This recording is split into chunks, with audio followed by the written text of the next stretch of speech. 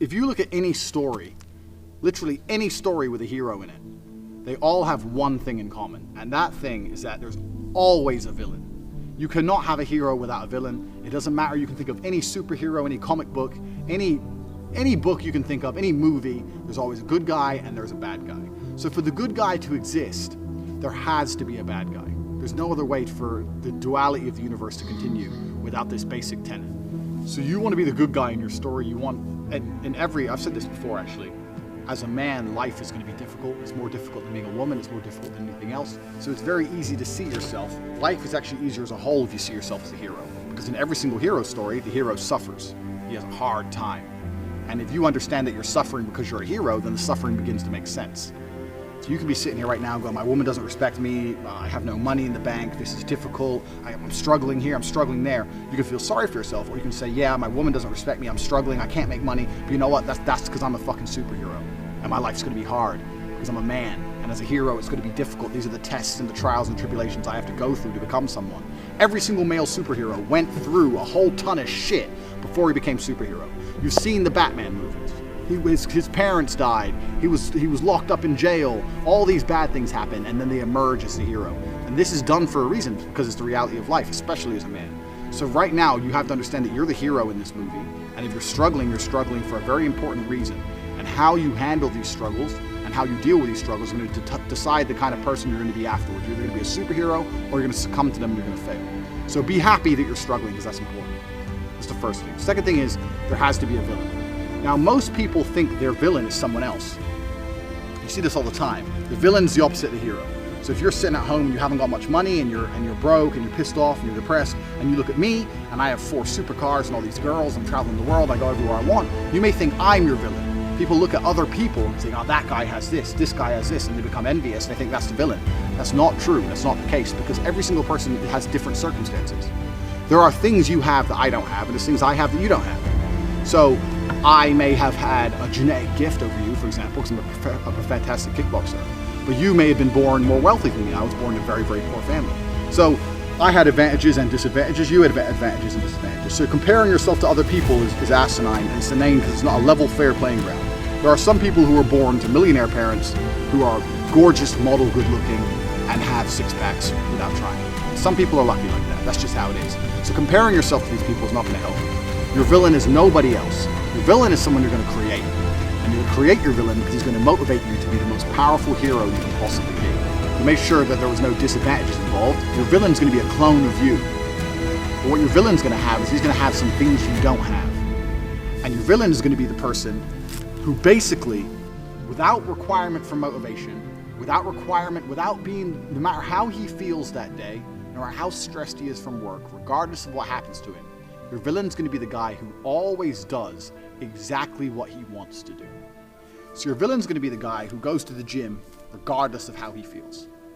Your villain's going to be the guy who approaches every beautiful girl he ever sees and says, hey, I really think you're beautiful. Goes over to him and talks to them. Your villain's going to be the guy who asks for a raise at work.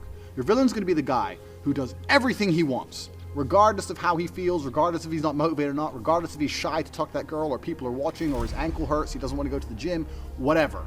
Or he thinks his boss is going to fire him. Your villain is that dude who does anything he wants to do. So for this week, you have to sit and you have to make a list of all the things. You have to sit there and say, if I did everything I want to do, if I were to be the best version of myself possible, what would I do? Okay, well, I'd go to the gym every day. I'd get up at 6 a.m. and I'd go to the gym every day. You write that down. I'd approach every beautiful girl I ever see and I'd introduce myself and try and get their Instagram or their number. You write that down. For example, I'd start a side business. Even though I don't know anything about it, I'd learn how to make websites. My villain's the kind of guy who would sit there and he'd learn how to do it by himself, and he'd start his own online business. Write that down. My villain's the kind of guy who reads really important books. I say I don't have time, but my enemy, this villain, he reads books. He finds time. He doesn't watch TV ever. He doesn't waste time ever. He doesn't eat junk food. He reads books. Writes it down. You have to make a list. Now this list at first should be easy for you, but then you're going to get to about 7 or 8 things and you're going to stop. No, this list needs to be 25 to 30 points long, minimum. This guy you're building, your arch nemesis, you have to write down every single quality about this guy. What he does. He goes to the gym every day, 6 a.m. He doesn't watch TV. He doesn't eat junk food. Goes up to beautiful girls, etc., etc., etc. 25 or 30 points long. Because this is going to become your enemy for the next 6 weeks of training. You want to become a hero, you need someone to battle against. This is who you're battling against. You're battling against a better version of yourself, a version of yourself that doesn't succumb to how he feels, but does what he's supposed to do anyway. This is who your villain's going to be. And when you're writing down this list, all the qualities your villain has, imagine what this person looks like. You have to put genuine effort into this. You have to imagine what he looks like, imagine how he walks, imagine how he talks, imagine what people think when they see him. Imagine how different you would be if you had been going to the gym every single day for an hour and a half, every single day for the last 2, 3, 4 years. Imagine it. Imagine how differently people would look at you. Imagine how differently females would treat you if you were jacked like that guy would be. You have to sit and you have to put down all these qualities, and then once the qualities are there, 25 or 30 minimum, then you have to imagine what kind of person this is. You have to imagine what he looks like, what he talks like, what he thinks like. Imagine how he views the world, because this is who you're going to be battling against. So you have to put genuine effort into constructing this person and understanding this person. The reason I'm saying do this is because this is what motivates me every single day. When I was training for a fight, the reason I'd always go train is because I knew my enemy was training. But when I stopped fighting professionally, I thought, well, what enemy do I have? And I realized I had to create my own. So when I don't feel like going to the gym, I imagine I've built my own enemy. I won't even list all the things that my enemy has. He has a whole bunch of shit I don't have. And he would be an nearly impossible person to be. But when I sit and I don't feel like going to the gym, I know my enemy's training, because he trains no matter what, regardless of how he feels, regardless if he's pissed off, or if there's traffic, or it's raining, or he's tired. My enemy trains. When I see a girl and she's beautiful, but all her friends are there, I'm afraid they're gonna laugh at me, my enemy wouldn't give a fuck. He'd go over there anyway. That's who he is. He's the man.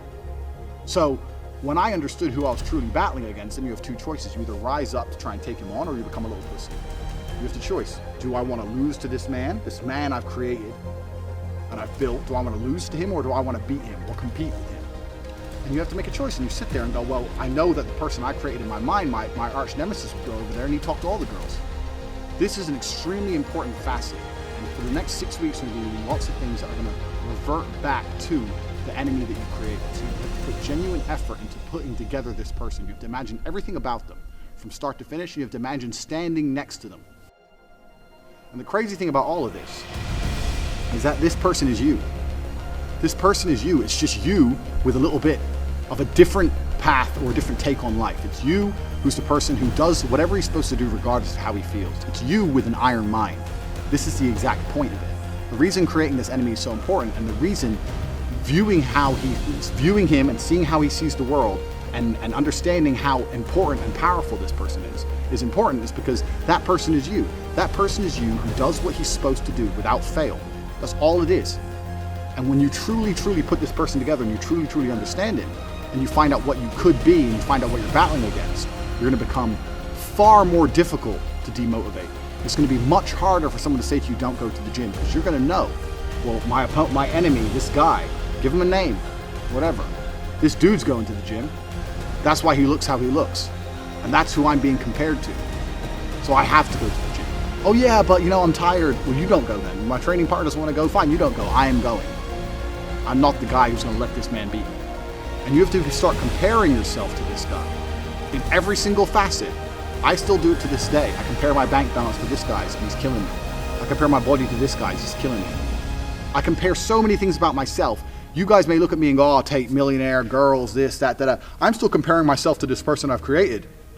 And I know that I'm losing. And that's what drives me forward. That's why I don't miss the gym. That's how I find a way to make money. That's how I do whatever it takes to succeed.